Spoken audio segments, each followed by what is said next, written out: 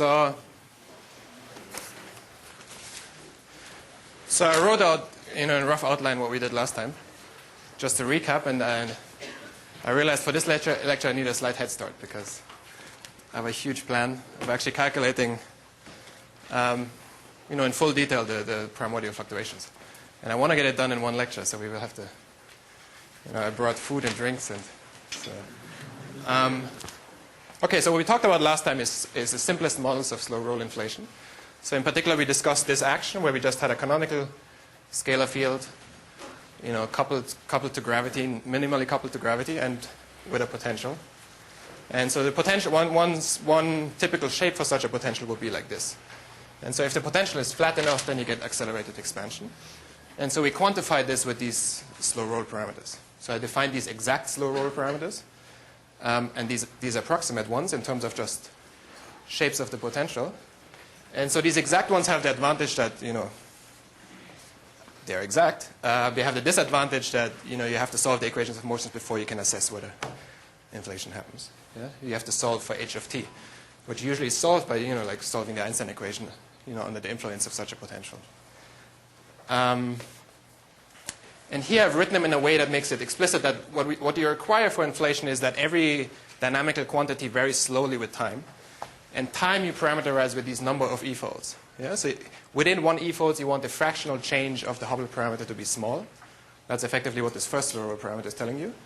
And you want the fractional change of this first slow roll parameter itself to be small. That's what the second slow roll parameter tells you. Yeah? So the first one tells you will have acceleration. The second one tells you that acceleration will last for long enough. Okay, so the condition is if epsilon is less than 1, you get acceleration, which is equivalent to saying that this quantity which we discussed, the co-moving Hubble radius, shrinks with time. Yeah, and that's going to be crucial today, actually. So I want to highlight this property of inflation, that it makes the co-moving horizon shrink. Yeah? So what this looks like is if you were to plot the co-moving horizon as a function of time or e-folds, logarithm of the scale factor, then in the regular Big Bang evolution, yeah. So if you have a matter source that doesn't violate strong energy condition, then it would be just monotonically increasing with time. But during inflation, you have this special property that this co-moving horizon is shrinking. So you get a symmetric situation where after inflation, the co-moving horizon is growing, and before inflation, it's shrinking. So what that means is if you look at a fluctuation mode with some wave number k, some wavelength fluctuation, in co-moving coordinates, that wavelength won't change with time. Yeah? Only in physical coordinates you rescale it by the scale factor and you have this exponential increase, or some power law in the case of regular expansion. So co-moving fluctuations are constant with time, but the horizon evolves in this particular way. So that means that there's the possibility that the fluctuation was inside the horizon during inflation or before inflation, and then exits the horizon because inflation makes the horizon shrink. Yeah? And then so this mode becomes super horizon. And then it re-enters at some later time, and we observe it when it's inside the horizon today. Yeah? So this is a special feature that you can have sub-horizon, super-horizon, and then again sub-horizon fluctuations. Yeah?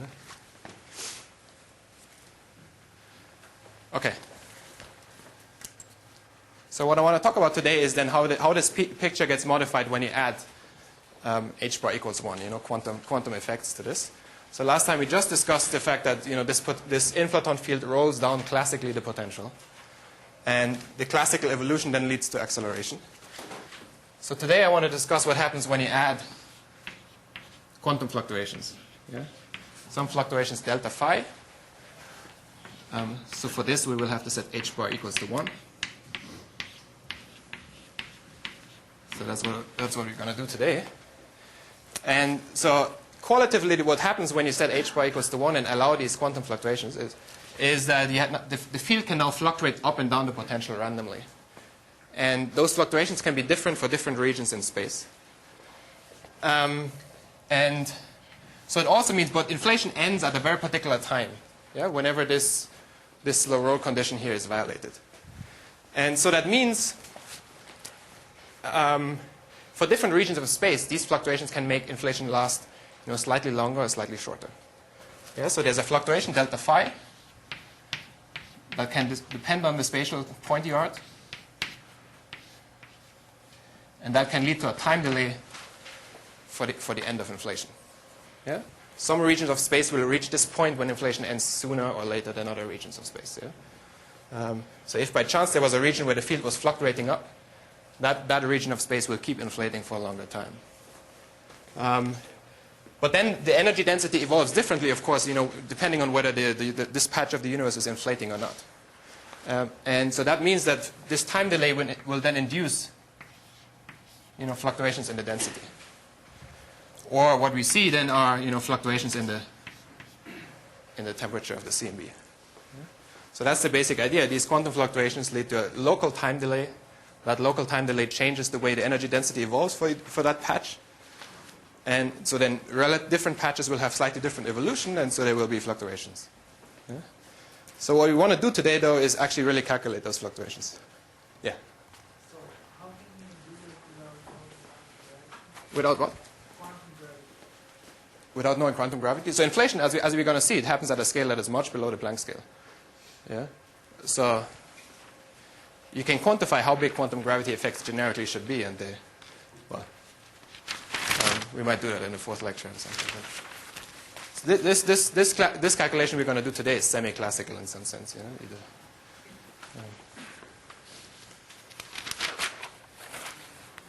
Okay.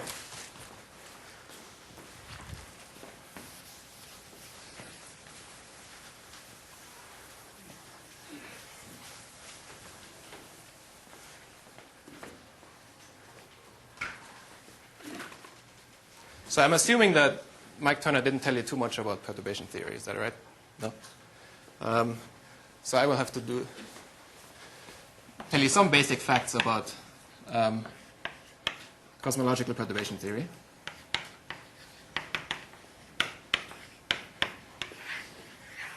And in fact, one of the handouts I gave today is an appendix where I write out in painful detail, what the Einstein equations, for example, are at first order in different gauges and all that kind of things.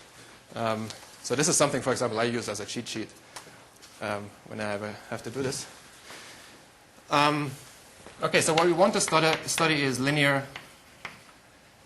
perturbations around this FRW background that we discussed last time. So around FRW. And this will be perturbations in the metric, and then perturbations in any matter fields that we have. So metric perturbations I can then write as G mu nu.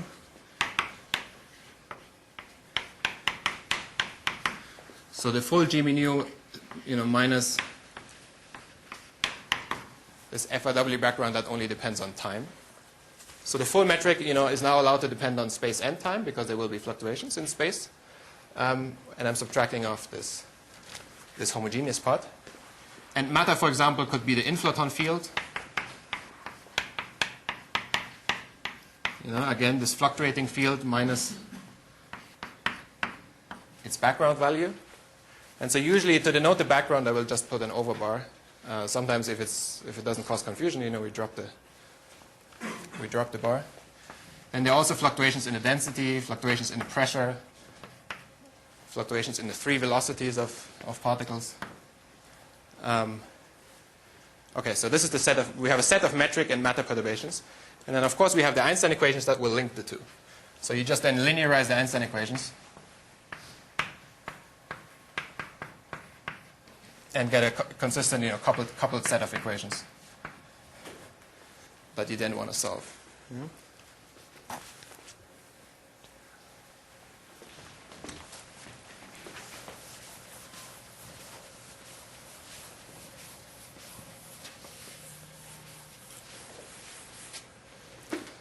So one subtlety and one of the big headaches when you do perturbation theory in cosmology or in GR in general is, of course, that perturbations are not covariant. Yeah? So when you change your coordinates, you're changing your perturbations. There's not a unique split between background and perturbations. And so an extreme example would be if for example, say we're starting off in some coordinates. We start off with a universe that is perfectly homogeneous.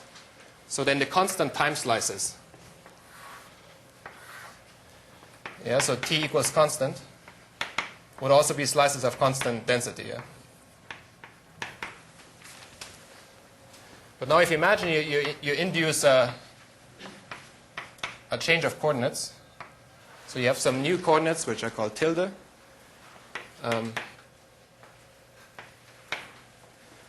And for example, this could be like an infinitesimal change of coordinates where you have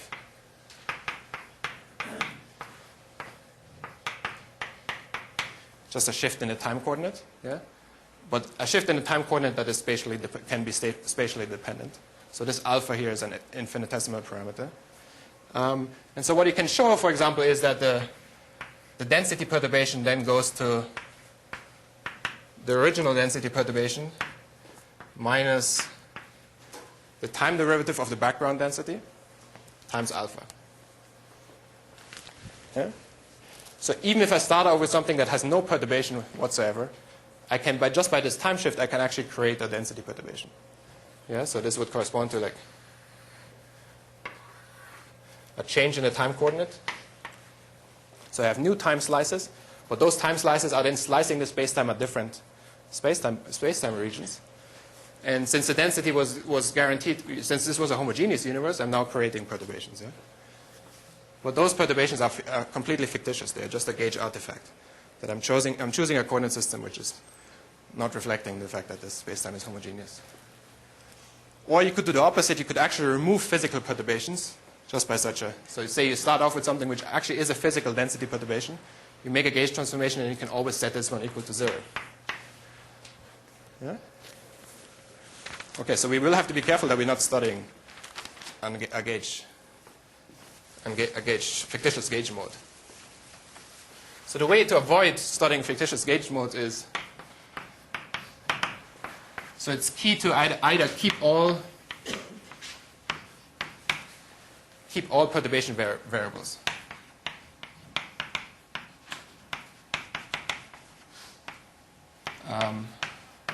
So the reason we got confused here is because we were only considering density perturbations. What actually happens when you remove a physical density perturbation, for example, is that the perturbation will then move into a metric perturbation. So it's not really lost, it's just moved from the matter sector to the metric, or vice versa. Yeah? So if we had kept really all metric and matter perturbations, we would have seen where the perturbation went, basically. Yeah? So this, either you do this, or you study a linear combination, for example, of quantities that doesn't change when you make a change of coordinates. Yeah? So you study gauge or coordinate invariant quantities.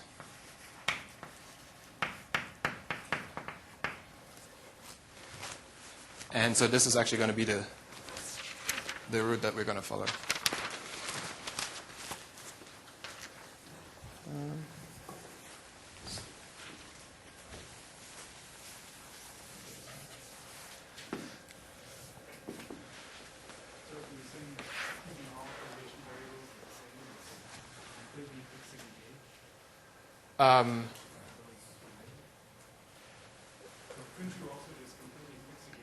You can completely fix a gauge, yeah, and just and calculate in that gauge. Effectively, we're going to do it. Sorry? Is that a third possibility, or are you saying this? I think it's related to the second, actually. Yeah. So in some sense, gauge invariant is like is really like fixing the gauge and just. If you work in a particular gauge, make a gauge transformation and then denote whatever you get to be your gauge invariant thing, then. But in this case, if we fix the gauge, we will not be sure at the end if this quantity is right. Sure, exactly. Yeah, if you actually fix the gauge, yeah, you're not sure. So actually, what we're going to do is we're going to fix the gauge, but compute the quantity that we know is gauge invariant. So that's what we're going to do. Or what you could have done, you could have not fixed the gauge and write down some gauge invariant quantity, but then things become more heavy to deal with. Yeah? Okay, so the last thing I want to say about perturbation theory is just two facts. So one fact is that Fourier, at linear order, two facts about linear theory. Those two things don't hold when you do nonlinear perturbation theory. But at linear theory, Fourier modes decouple.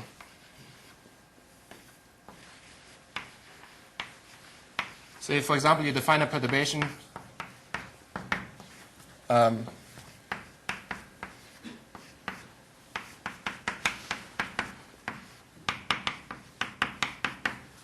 this Fourier mode of the perturbation, you guarantee that you can study these individual Fourier modes labeled by k separately, and they won't mix by evolution. Yeah, and that's a specific fact about linear perturbation theory, and the fact that we're expanding around the background that is translation invariant. Yeah? So actually, in the appendix of my notes, I'm going to give a proof of this. And then a second fact is that scalars, vectors, and tensors also don't mix. So let me just define what I mean by scalars, vectors, and tensors. If you imagine aligning like a Fourier mode, k, and then consider a coordinate transformation where you do a rotation around this k mode by some angle psi, then this perturbation mode, this Fourier mode, will change to e to the I m psi. And depending on what kind of perturbation I'm talking about, whether it's scalar, vector, or tensor, this m will take different values. So this integer m here is called the helicity of the mode. So if m is equal to 0, that's a scalar. If m is equal to plus minus 1, that's a vector. And if m is equal to plus minus 2, it's a tensor. Yeah? And so in the appendix, I give a proof why this happens. And actually, that proof was given to me by this guy, Chris Hirata. I've never seen the proof anywhere else. And I've never seen it in print. He just showed me on the blackboard. So I stole it from him, but I think it's... And it's completely analogous to this, but it uses other symmetry properties of the background. So if you don't want to look at anything in the appendix, I would advertise looking at this, because this is probably the only thing that you can't find elsewhere.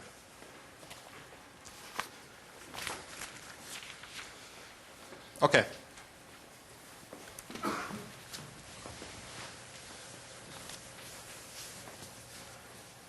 So without these two facts will be life-saving, yeah, because we can then do a Fourier decomposition of our equations of motions. Yeah? So then rather than having coupled partial differential equations, I get ordinary differential equations. So the equations are much more simple to solve. Scalars and vectors don't mix, so you can treat them separately. You solve for the tensors independently from the scalars and the vectors. So in this lecture, we're actually going to mainly focus on scalars, and then in the next lecture say some things about tensors. But I want to say a few words about tensors. So tensors are simple in the sense that if I consider metric perturbations,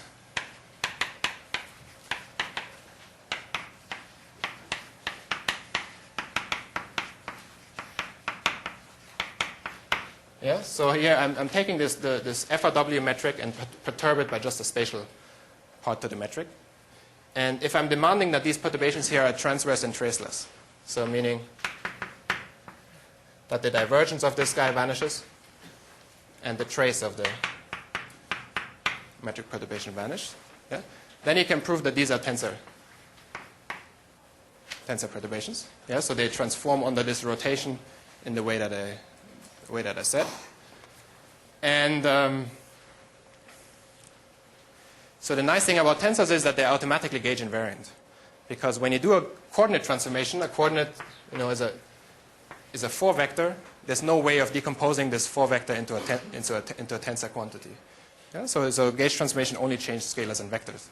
So this thing is independent of what your coordinate system is. Yeah? So this is a nice feature about tensors. And yeah. But okay, so from now I'm just going to focus on scalars and come back to tensors in the next lecture.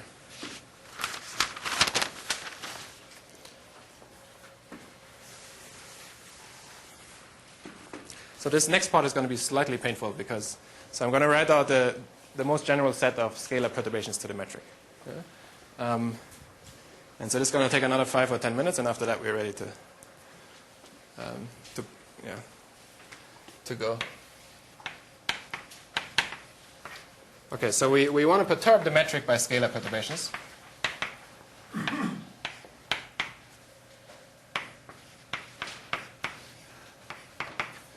So there's a scalar perturbation to the G00 component.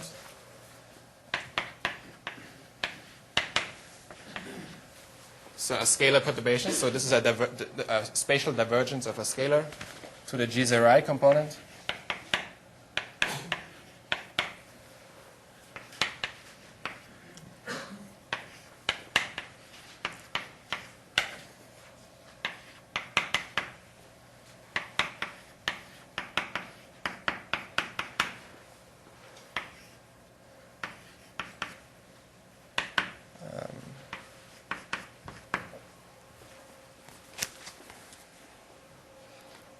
Okay, so we have these 4 different scalars here, phi, b, psi, and e.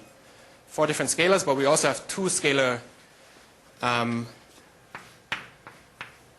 coordinate transformations. So this one I showed earlier, that t goes to t plus alpha, and then xi goes to xi plus the divergence of some scalar beta. Yeah, so those are the two functions I can choose to change infinitesimally my coordinates. So I have 4 scalar degrees of freedom that, in general parameterize my scalar perturbations. I can make 2 coordinate transformations. So there will be 2 independent scalar degrees of freedom that you want to track. And then depending on what you assume for your matter, if you assume that your matter doesn't have anisotropic stress, for example, actually those 2 degrees of freedom reduce to 1. Yeah, so typically we're just going to study 1 scalar degree of freedom. We want to understand how it fluctuates and how it evolves with time.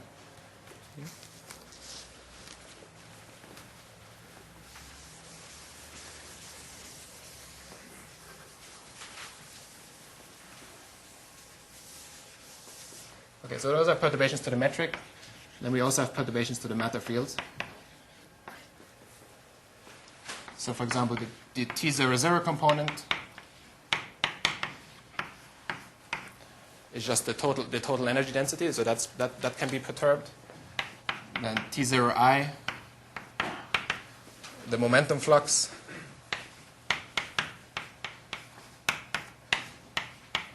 Is like this, where this is the 3 velocity of the fluid.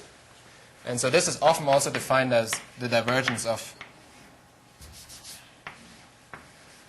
delta Q, which is the potential for the momentum density.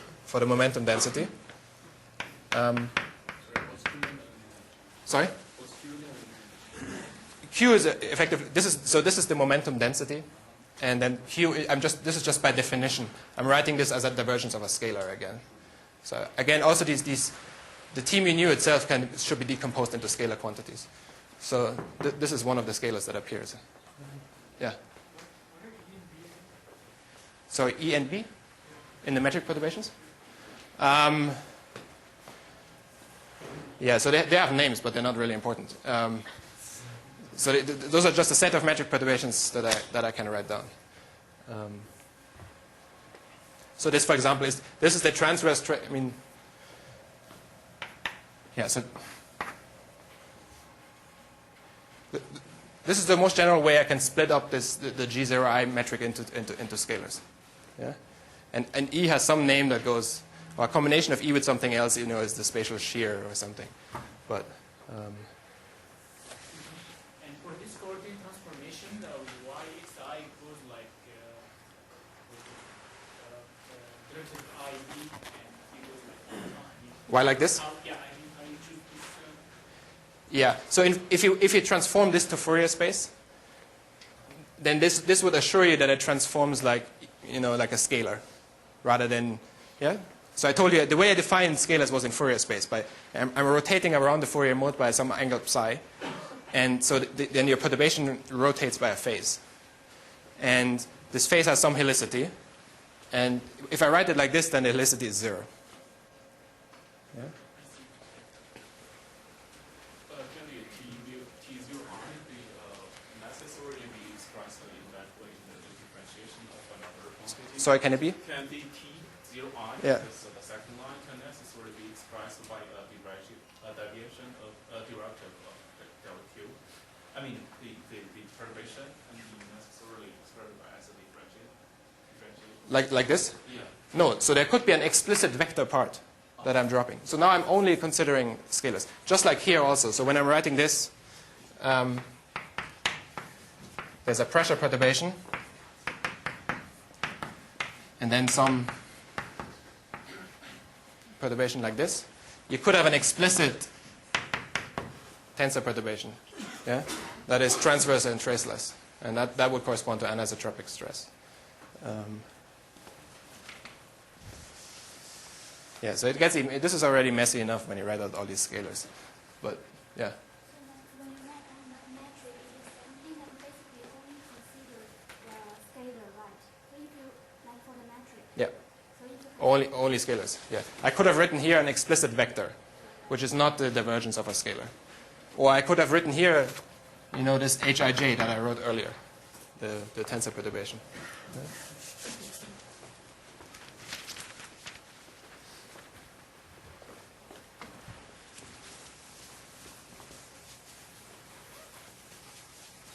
Okay.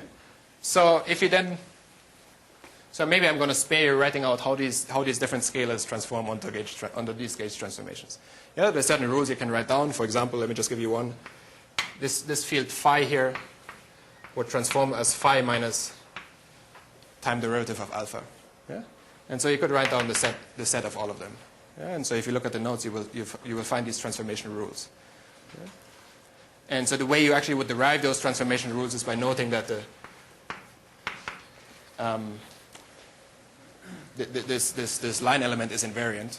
So if you write it, twice, you write it as g mu dx nu, and you write it again in this new coordinate system.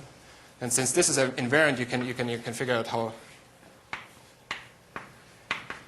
this metric here transforms. Yeah. Okay, but it takes a while to derive those. So these are just transformation laws like this, and similar transformations here for the matter fields. For example, delta Q would transform as delta Q plus rho blah. Something like this. Yeah. Is there a difference between your D upper I and lower? D upper I, no, there's not. Yeah. So I think this is raised and lower with just chronicle deltas. At first order, you don't have to be so careful with your uppers and lowers. When you do second order perturbations, then you have to be more careful. Just whether there was a factor. Oh, I see what you're saying. Yeah, no.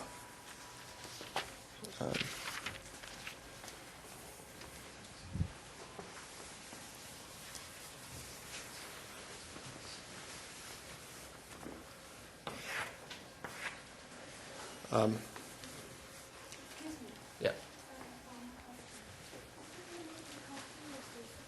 in that metric, you already include the perturbations. So basically those B's, E's, and corresponds to perturbation, right?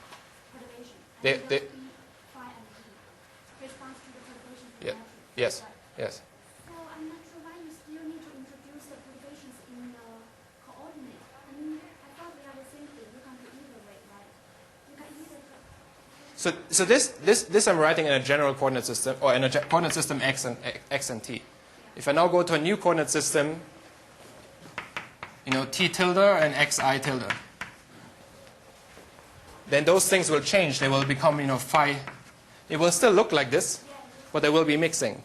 So for example, I can choose a gauge, or I can make a coordinate transformation where there's no perturbation in G00. Yeah, I can just remove this phi. I can go to such a gauge. So here I have not specified any gauge. I'm just writing this most general form. And I'm telling you how things transform if I change coordinates. Yeah, and I can use that coordinate transformation to go to a particular gauge that I wish. You could, yeah. I could, for example, the different gauges. You can choose a gauge, for example. Often what's chosen is that these two things are 0. And you only have these psi and phi perturbations. And that's called Newtonian gauge. Because in Newtonian gauge, you know, on small scales, you know, it looks like Newtonian gravity. Or you can, you know, they're different, you know, I think, and in this appendix, I tell you, there are like 6 different popular gauges that you can choose. Then how do you figure out how delta Q transforms? How do you figure out the delta Q transforms? Because it's not in the matrix. This is not where you know how matrix transforms. Yeah, because this is a tensor, so you just ask yourself how tensors transform. So this trick just tells you how the G mu nu tensor transforms. T mu nu will transform the same way. It's also a tensor. So just use the tensor transformation law.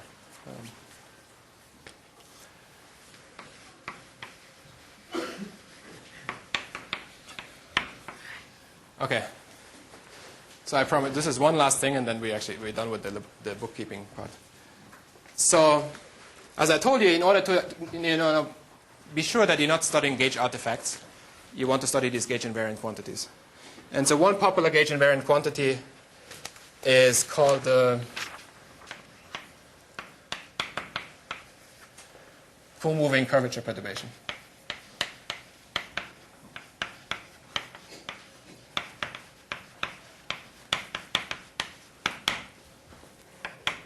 And so this is defined,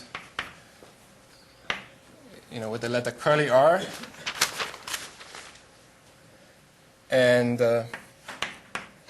psi minus h over delta q. So maybe instead of this one, I should have given you the transformation of psi. So psi transforms to psi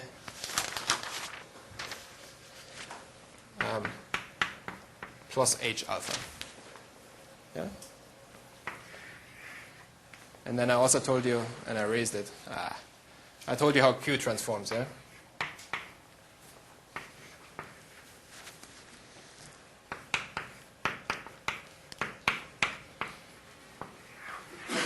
So if you look at these two transformations, yeah, you will see that R doesn't transform.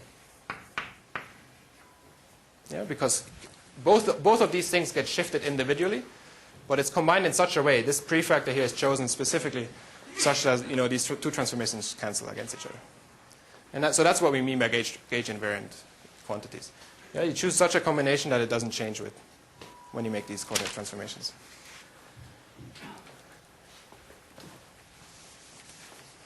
But what makes this guy particularly useful is that when you look at the Einstein equation for this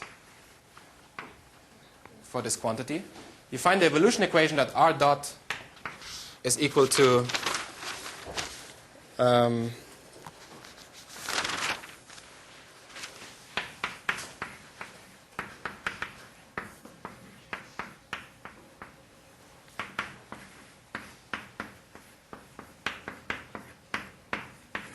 to this, where this is called the non-adiabatic pressure.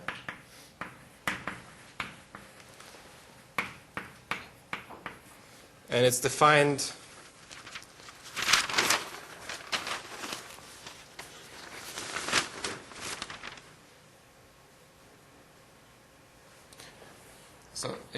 as delta P minus the background P dot, background rho dot, delta rho. Yeah? And it's also gauge invariant. Yeah? P and rho transform in a certain way, but they transform such that this quantity stays the same in all coordinate systems. Yeah? So you write this equation in Fourier space? This equation is in Fourier space? This equation, yeah, okay, true, because I wrote K here. That would be in Fourier space. Or I could have written it as a, Laplacian of something. So eventually, actually, I want to drop this term. So the reason I write out this evolution equation is that when you go to super horizon scales, when you go to these scales, this K mode becomes very small. Yeah? So K becomes less than AH. So this second term here will be vanishingly small on super horizon scales.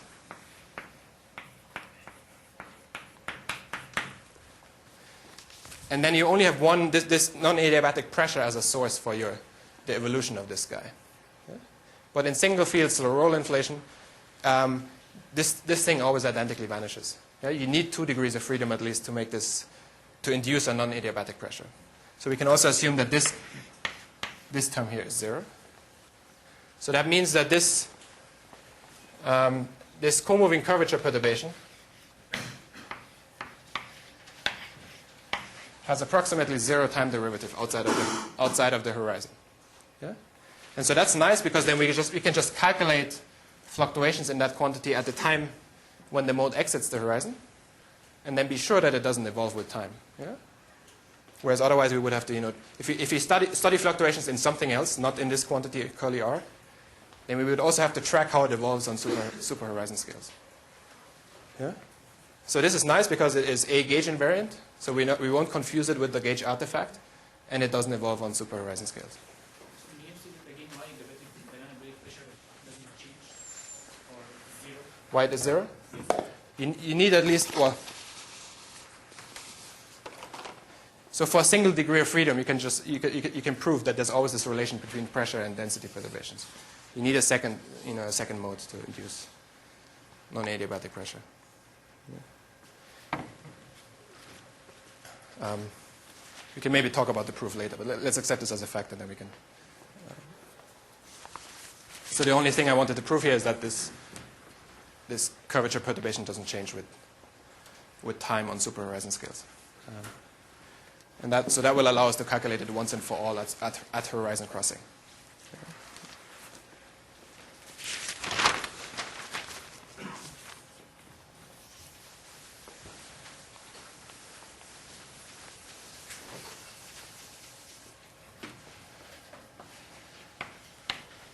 Okay, so after all of this, our goal will be to calculate the power spectrum of this curvature perturbation.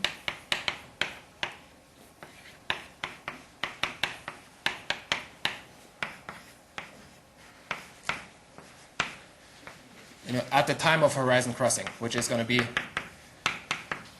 when the K mode equals, the inverse of this co-moving Hubble sphere.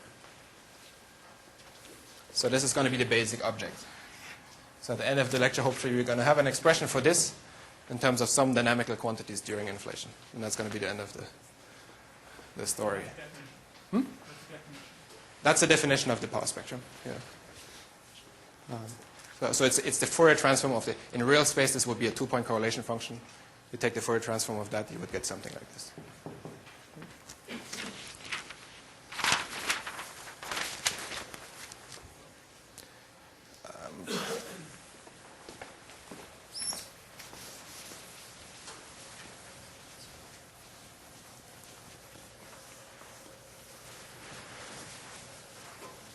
So any more questions on this part? So far, this was just like, a little bit painful perturbation theory. But so now you want to actually, so after this, you forget about this, and we just simply want to study quantum fluctuations in this field R.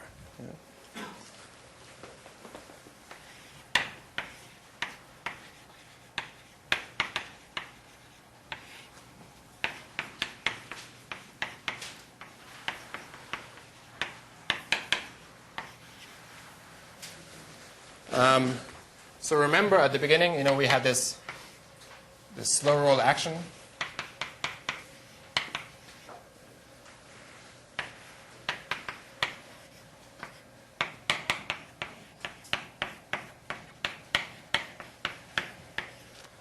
And so now there's a challenge not to confuse this Ricci scalar R to the co-moving curvature perturbation. But this will only appear once, so from now on this is always going to be the curvature perturbation. And so now we're actually going to fix a gauge which is called co-moving gauge.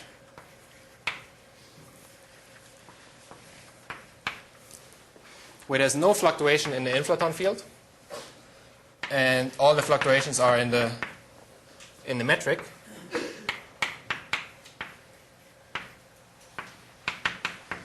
And I can write, for example, the spatial part of the metric like this. Yeah? And I should have mentioned that this, during inflation, this delta Q is proportional to delta phi. If there's no fluctuation in the inflaton field, there's no momentum flux. Yeah? So then this will actually correspond to delta Q equal to 0. Yeah? And that's why this is called co-moving gauge. And if you look at our definition of R, when Q is 0, this is just this psi. Yeah? So here I've then just relabeled what I previously called psi as R in this particular gauge. But anything I calculate in this gauge now, I'm calculating this quantity R. I know it's gauge invariant. Yeah? So I could have done this fully gauge invariant in some other gauge. It's just the expression for R would have been more complicated. By setting Q equals to 0, I'm making sure that this expression for R is maximally simple. It's just a metric perturbation. Yeah? Yeah.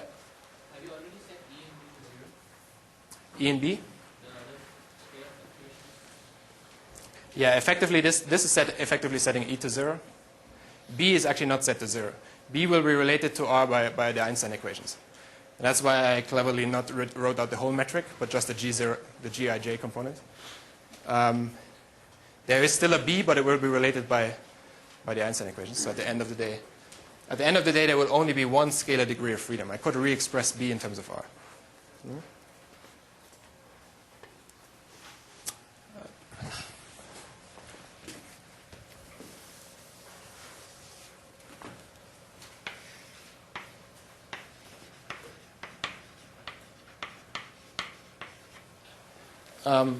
So then if you're Maldacena, you just take this and expand this to second order. And so you can get a second order action for this scalar field R. Yeah? And so the answer that he gets is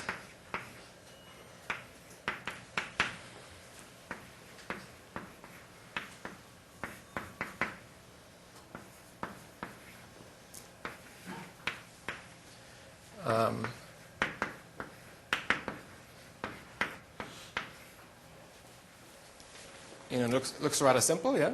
And this has already re-expressed B basically in terms of this scalar R. So you get an action for one scalar, and then there's just some time dependence here given by the background values. Yeah? So the background derivative of the inflaton field, or the background evolution of the inflaton field, and then this Hubble parameter H.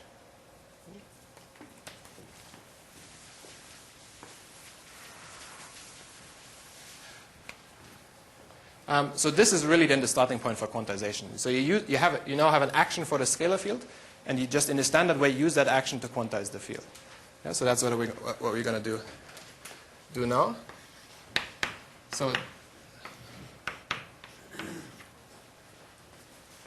So here these dots here were physical time. It's just convenient to flip to conformal time, and also to define a new quantity where I'm absorbing. So this time-dependent prefactor here is absorbed into a new quantity, z squared.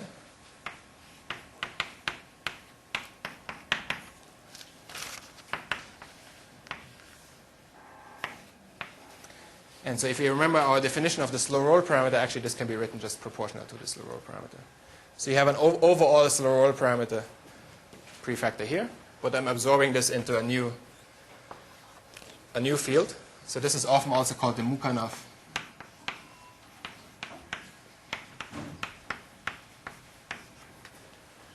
variable. And then in terms of that variable, the action becomes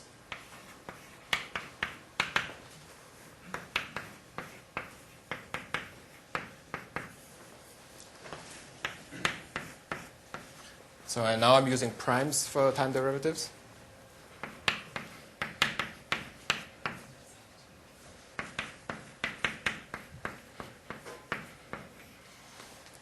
And so I get this extra quadratic term here.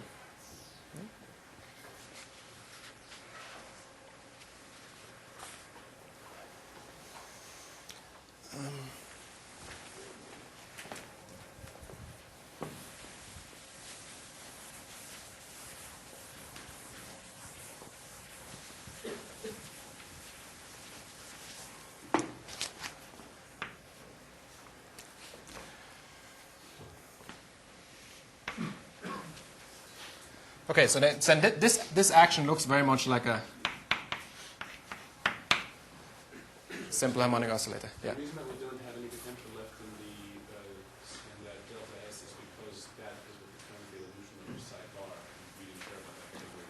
Yeah, so this is, here I'm just writing the second order, the fluctuation part. The potential will be in the background.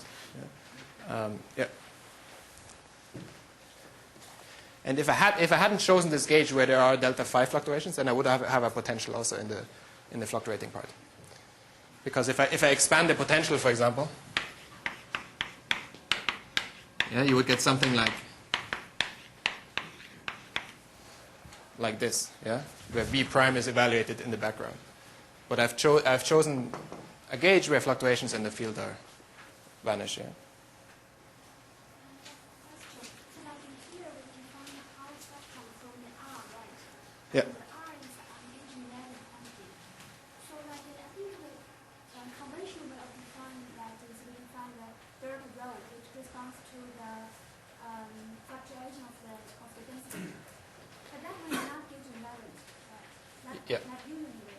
So like if you use in observation like this, could this to the definition of an increase or the No, so actually, maybe what you have in mind is, so there's a second gauge invariant quantity, which is called the curvature perturbation on uniform density hypersurfaces. Yeah? And so this is called zeta.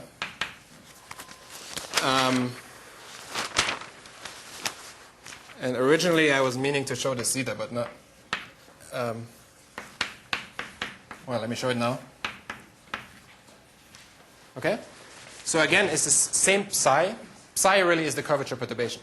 So the perturbation to the spatial part of the metric is actually a perturbation to the spatial curvature of the 3 space. Yeah? So that's why this is always called curvature perturbation on hypersurfaces where this guy vanishes. For example, this is on uniform density hypersurfaces. Yeah? If you choose a gauge where there are no density perturbations, then this zeta here is the curvature perturbation. Yeah? And then when you go to subhorizon scales, you can relate this zeta here to delta rho fluctuations. The reason it doesn't make a difference is that you can prove that on superhorizon scales, this zeta and the r that I introduced are the same. The only difference between them is a term that becomes relevant when you go inside the horizon. And since I want to calculate things, when things go outside of the horizon, it doesn't matter which one I choose. Yeah? So I'm just choosing this r because I know what the action looks like. Yeah? Yeah, so you will often hear zeta, and sometimes people even mix up the, there's no real agreement which one you call which variable, so it can be confusing. Very often the one that I called R now, for example, Maldacena in his paper, he calls this one zeta. And it's an infinite source of confusion because really what usually people mean by zeta is this other one.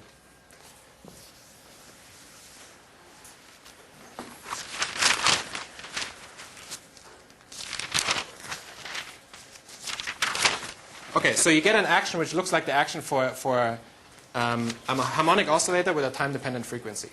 Yeah, so this term here could be written as the frequency of an harmonic oscillator. So basically, what we have to do to study quantum fluctuations in this quantity R is understand what kind of zero-point fluctuations this harmonic oscillator field will have. Yeah.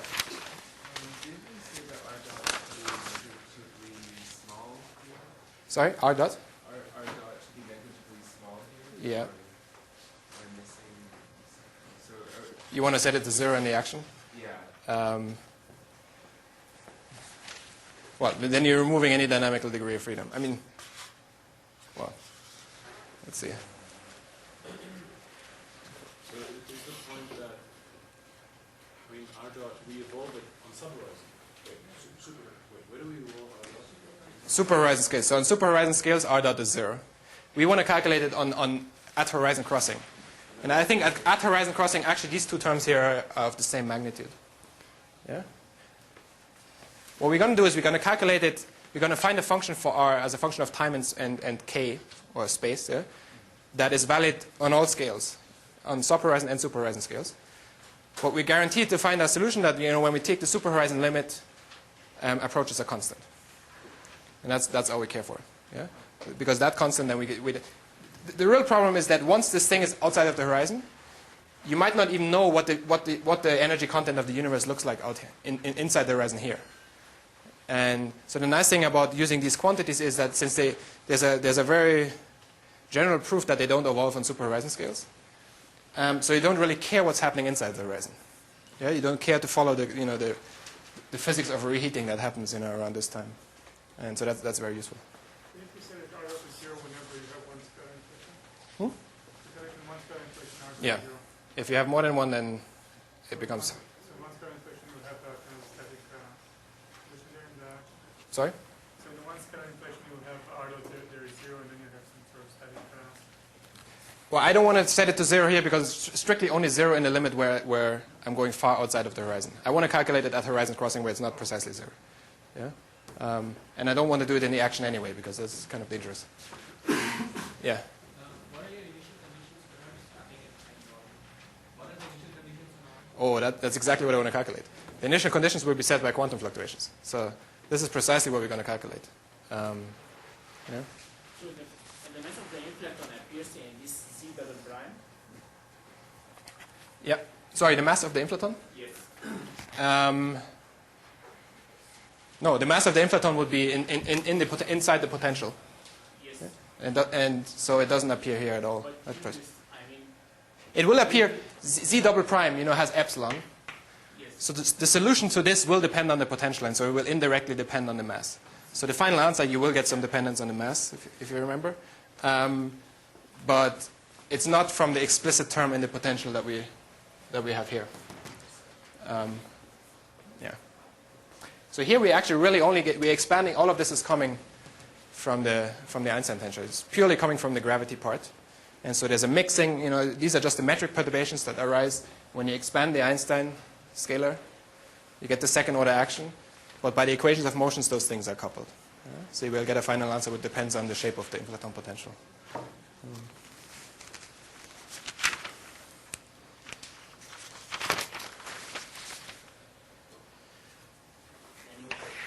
Yeah. The prime is the derivative with respect to tau. Exactly. Yeah.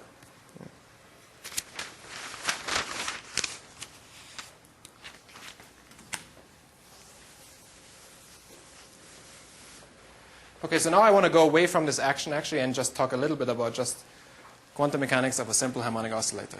Yeah? Without meaning any insult. I mean, actually,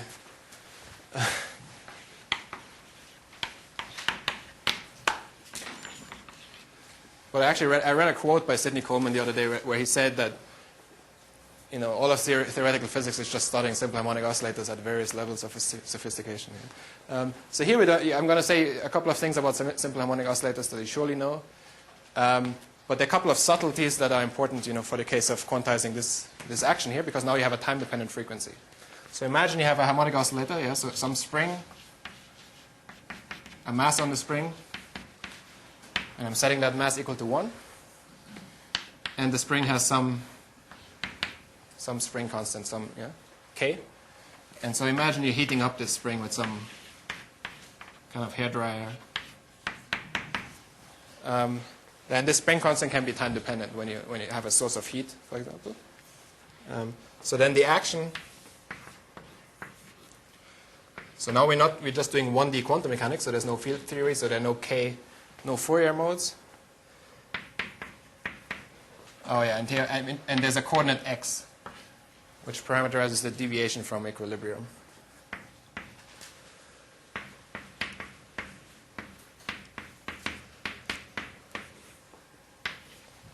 Yeah.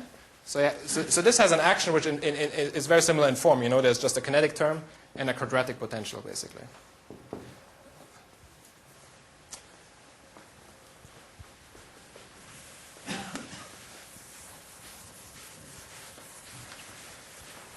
And so the basic idea is, so later on, this x here will play the role of our curvature perturbation v, or r. And we want to study zero-point fluctuations of this harmonic oscillator in its vacuum state. Yeah? And there's some subtleties about what you associate with the vacuum, and those are the subtleties that I want to talk about. Yeah? So when there's a time-dependent frequency, there's actually not a unique choice for the vacuum. And for inflation, that can be confusing. And so it's interesting to study this for the case of the harmonic oscillator first. Okay, of course, what you usually do is you define the conjugate momentum, x dot, yeah? Because I set the mass equal to 1, so this is really m times v. And Then you promote these guys to operators. And you define these canonical. Use the dot on the X. You gotta have the X dot. Yeah, thanks. Okay. And, okay, so you define these canonical commutation relations, and then you expand X in these creation and annihilation operators. Okay, and you can do this, you find the same thing just with V dots for P. And so in order to satisfy this canonical commutation relation, this V here has to satisfy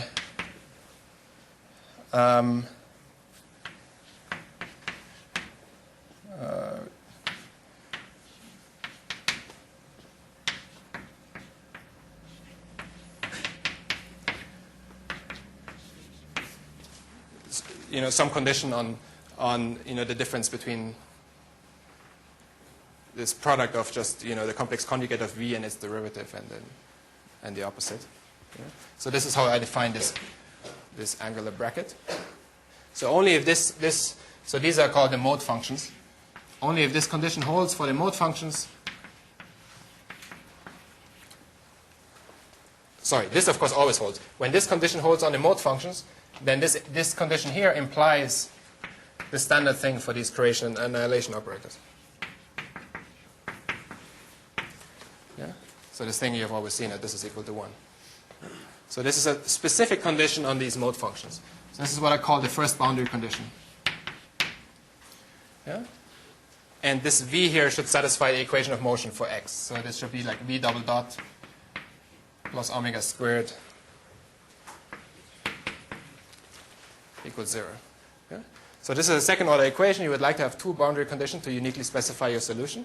One boundary condition is given by the fact that you want these creation and annihilation operators to satisfy the standard commutation relation. Yeah? For inflation, we're going to have a similar condition. We also want to satisfy, we're going to define creation and annihilation operators for particles in the vacuum, or to even define the vacuum state. And in order for that commutation relation to hold, we need a condition on these mode functions. Yeah.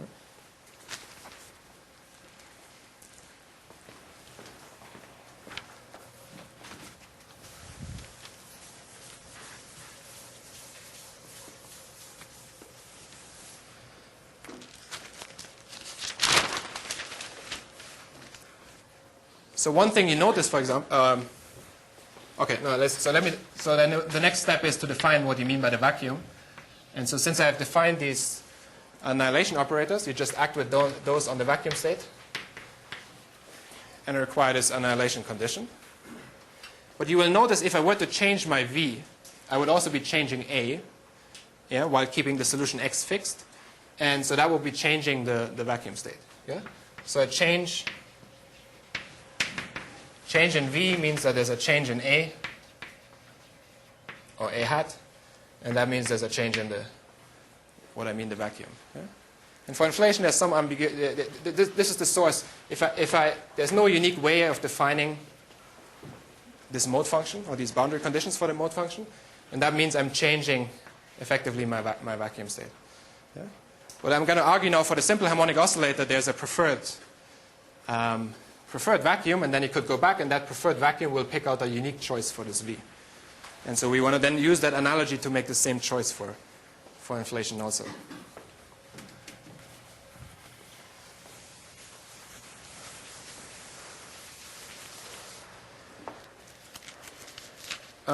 Okay, so let me tell you what this unique choice is. So this choice is, if you define the Hamiltonian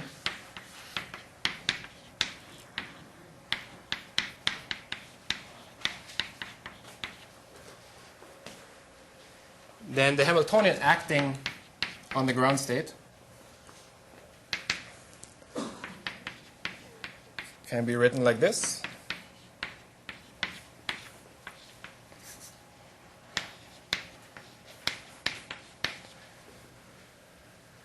And then another term which is just proportional to the vacuum.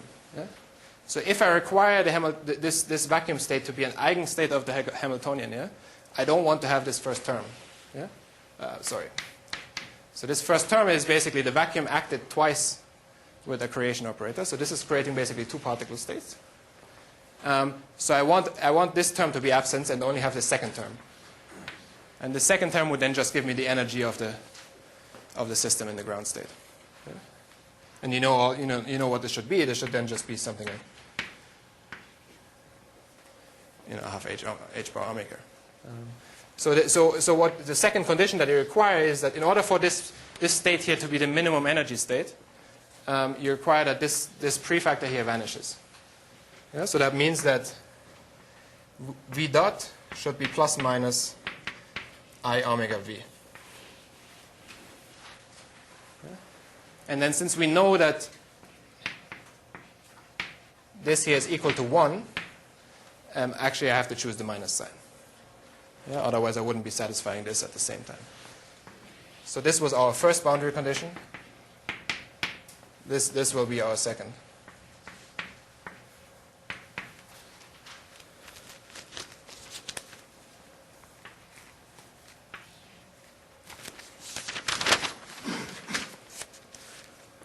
And so those two together then imply that I get a unique solution for V of t, which is just h bar over 2 omega e to the minus I omega t. Yeah? So this prefactor here is important. This prefactor comes from the fact that I was imposing that this angular bracket here is unity. Yeah? So you see that it scales as 1 over the frequency.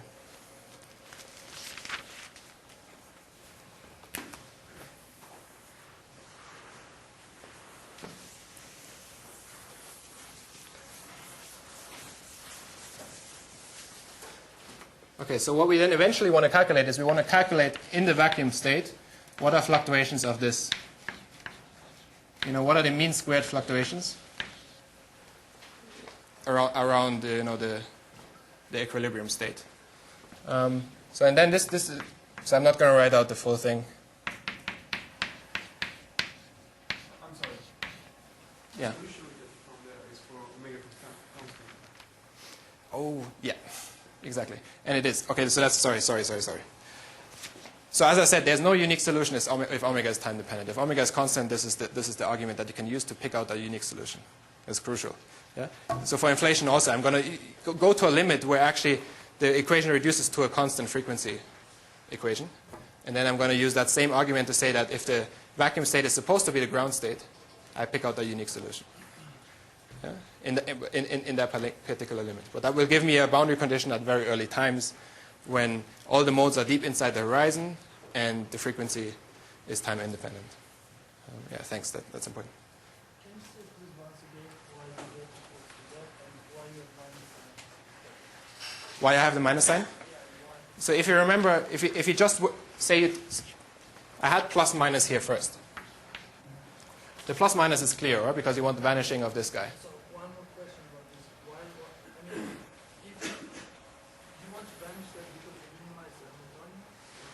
Yeah, this will give you an excited state, so the energy of that. Right, but if you allow the dot to be complex conjugate, your Hamiltonian is not positive definite, right? So if you allow what? If you allow the dot to be complex number, Yeah. then why don't you? Well, v squared itself is real. V squared. So yeah, v squared, v dot squared is real.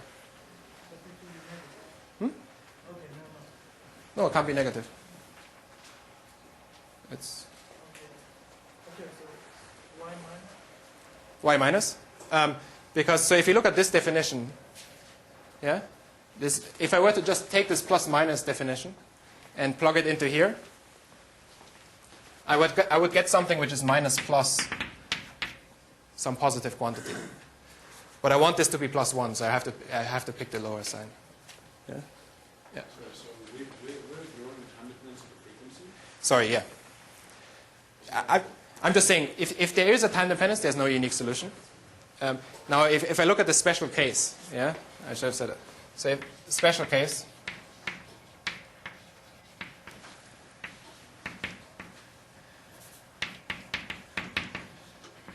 where this is time independent, yeah, then the unique vacuum is picked out by the fact that it's supposed to be the ground state and an eigenstate of the Hamiltonian.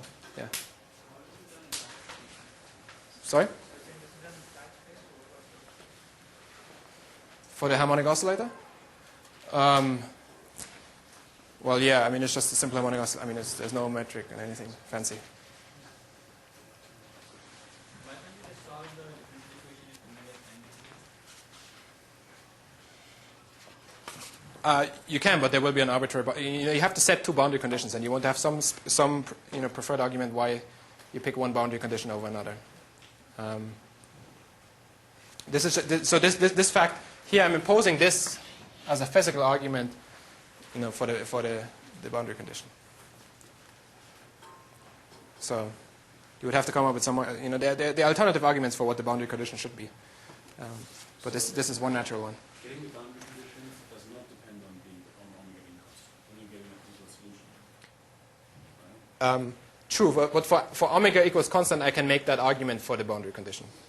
Whereas for omega not equals constant, that argument doesn't go through the same way. Yeah. And it's actually going to be physically relevant. And we have for inflation, you have that limit. At early times, it's precisely the limit where there is no time dependence in the frequency. So it's completely analogous. So here it seems kind of a little bit arbitrary that we're saying, okay, this is a special. We're looking at the special case. In the special case, we have a physical argument for what the boundary condition should be. That special case is automatically arranged during inflation because at the very beginning, the modes were evolving under an equation that doesn't have a time dependence in the frequency. Yeah. Okay, so if you evaluate this, what you find is that this is just the square of this mode function. But now I have a solution for this mode function. And so it turns out to be h over 2 omega. So this is just a standard result that 0-point fluctuations scale as 1 over the frequency. Yeah. And so an exercise would be to prove that for yourself. Just plug in this expansion in creation and annihilation operators. You know how they act on the vacuum state. And so when you do that, you will get that it's just the square of the mode, square of that mode function.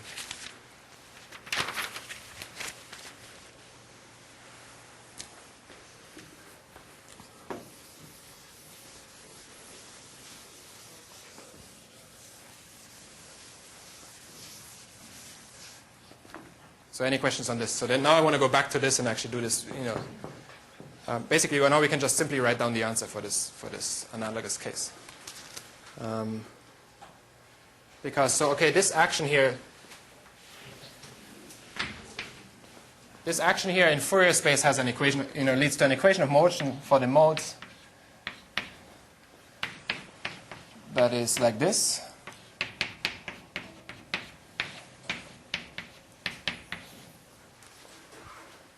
Okay, so taking this action, varying the action with respect to v, and then Fourier transforming, you get this equation. And so this is exactly the frequency. Now it depends on k, and it depends on conformal time. And this second factor here can be written as, so when the universe is in a slow roll limit, or in the space-time is nearly de Sitter space, then this actually reduces to a double prime over a. Yeah, so remember that z squared was 2a squared over epsilon. Yeah, if you were to take time derivatives of this, any time derivative acting on epsilon is negligibly small, so you drop those. And so you're only picking up time derivatives of the scale factor. And that's why you can prove to yourself that this holds. So this second derivative of z turns into just the second derivative of the scale factor. So for perfect de Sitter space, then this can also be written just in terms of conformal time. So you have this time-dependent piece here. Or this is also proportional to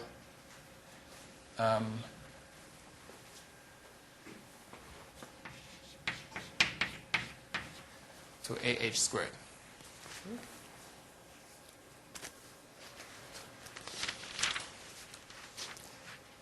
Okay, so as before, we need two boundary conditions on these mode functions. The first boundary condition is exactly the same as before. That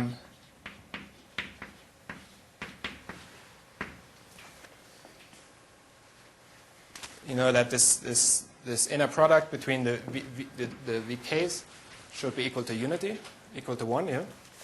And then the second boundary condition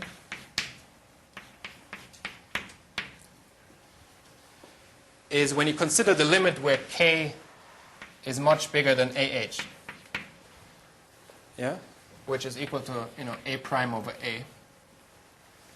That corresponds to a fluctuation which has very short wavelength, yeah. So it's deep inside the horizon at very early times during inflation. So it also corresponds to the limit where this conformal time parameter goes to minus infinity, yeah, at very early times. And so we know then at early times I'm allowed to drop this time-dependent factor, and I get a frequency which is time-independent. Yeah? And then for that frequency, I'm just using the same argument as I did for the harmonic oscillator, that there is a unique mode function, or a second boundary condition for the mode function, which will be that, so in the limit where tau goes to minus infinity, this v of k should reduce to e to the minus I k tau over square root of 2k. Here, so the k here then plays the role of the omega. Yeah? So previously we had this 1 over omega dependence. Here we have this 1 over k dependence. Yeah? So the role of frequency is now placed by this wave number k.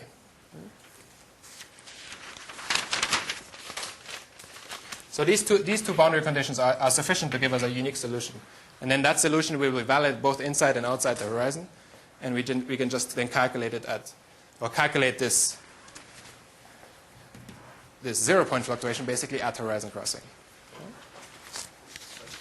Yep. In the limit of the tau to the negative infinity, this Vk doesn't obey the boundary condition first, the first boundary condition. Sorry, this one? Yeah. So the Vk in the second line, actually the mode of the Vk is not 1, right?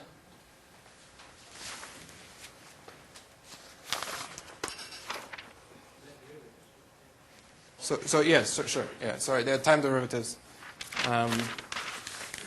So again, I think this was something like, Vk star, Vk prime, minus Vk star prime, Vk. So when you take derivatives, you're pulling out factors of k, and those are the ones that should be compensated by the square root k.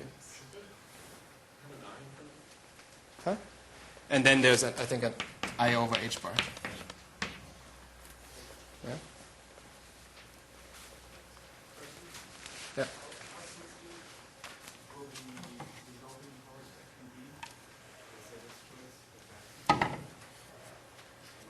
Or how sensitive? Yeah, so if you take this, okay,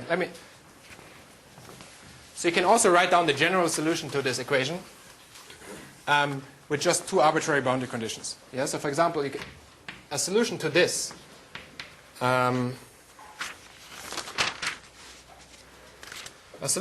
would be alpha e to the minus I k tau square root 2k 1 minus I k tau beta plus I.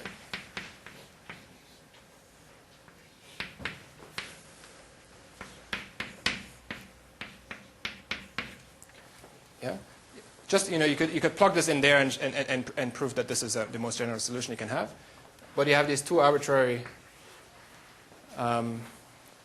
constants. So these two boundary conditions that we chose actually corresponds to setting alpha equals to 1 and beta equals to 0. So what people often do is they parameterize deviations from those boundary conditions just by saying, okay, I'm turning on a non-zero beta, and you're asking yourself, what does that do to your power spectrum, for example. So from this, yeah. What does it do? So for example, it spoils this argument. You're starting in an excited state. Yeah. So very deep inside the horizon. So this limit, by the way, also corresponds to when you're very deep inside the horizon, a mode actually doesn't really feel the expansion. It appears as if it's living in Minkowski space. Yeah. So really, you would expect fluctuations in Minkowski space to somehow be starting off in the vacuum state. But instead, you don't know. I mean, this is since this pre-inflationary phase, is very uncertain. You could have excitations in the ground state, and so those excitations would then leave imprints in the power spectrum. And so people, there's a whole literature on how that works. This limit as down goes to minus infinity, you take the minus ik down or the plus one? Because Sorry? as down goes to minus infinity, Yeah. this becomes plus ik, right? Yeah. So I think that we should put it plus ik down at minus. No, you should be picking this. Why are you saying this? Because down goes to minus infinity, right? Okay. So the exponent is already plus.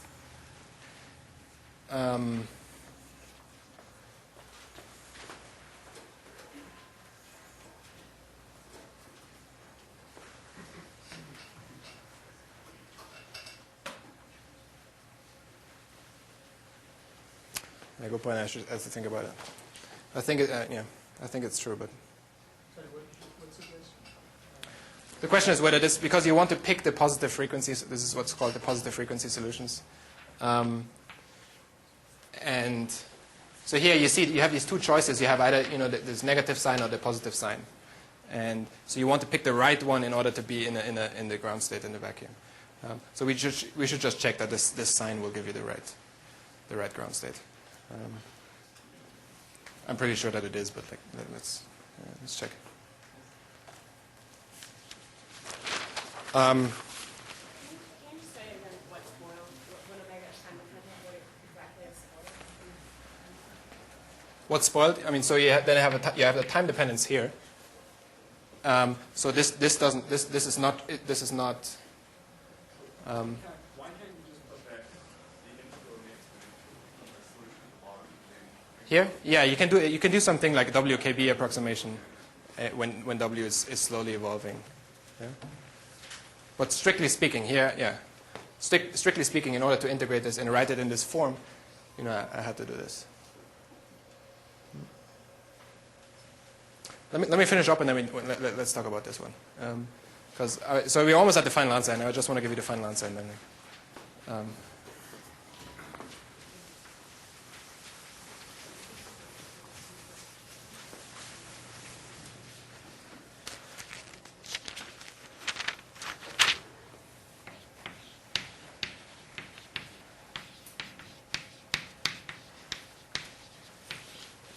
Okay, so remember that. So for the harmonic oscillator, we were calculating the mean square fluctuations in the vacuum state, and we argued that it was equal just to this mode function squared. So here I also can calculate. Now I was using the letter V actually for this what I called X for the harmonic oscillator, and this will be equal just to the square of the mode function. But you should then remember that V was related to R by this rescaling. So there was a phi dot HR. And really what I want to calculate is basically this power spectrum for R. And so that will be V squared over A squared H over phi dot squared. So you can then just take the solution. So we have this solution here with this boundary condition where A is equal to 1, beta is equal to 0. And so then this solution squared will give you H squared over 2K cubed 1 plus K squared tau squared. Yeah? And super horizon scales actually correspond to this factor here being much less than 1. Super horizon means long wavelengths, so small k. This tau here sets the horizon size. So this relative to 1 is very small on super horizon scales. So this then just reduces to this prefactor. And then often people actually define. So this power spectrum here has dimensions because H and K have dimensions. So what people often do, they define this dimensionless power spectrum. which is k cubed times the power spectrum, this power spectrum that I introduced earlier, and then a couple of factors of 2 pi squared. And so what you then find is that this power spectrum here goes as h over 2 pi squared h over phi dot squared. And you want to evaluate this at the time when the mode crosses the horizon. So that's when k is equal to AH. Yeah? I could have defined this other power spectrum, then I would have had a 1 over k cubed in there. Yeah? But this is the famous one.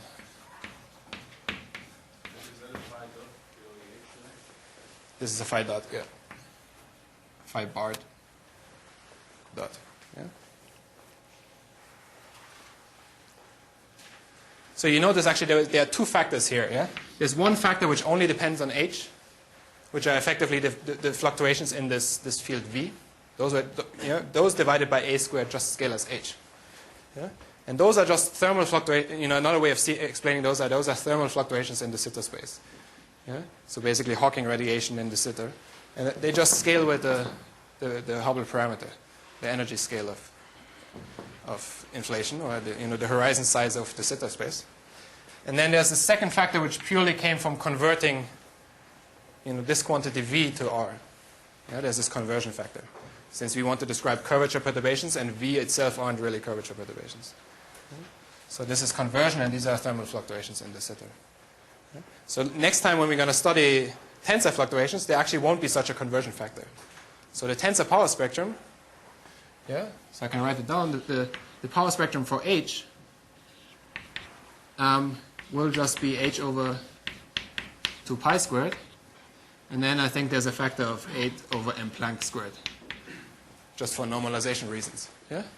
But there the calculations is actually more simpler. Here we had to worry about gauge choices. We had to worry about expanding this action to second order for scalars, and it's all lengthy, as you can see. But then we can immediately write down the fluctuations for Hij, because they don't have this conversion factor, and they're just thermal fluctuations in the Sitter space. So 2 pi. H over 2 pi.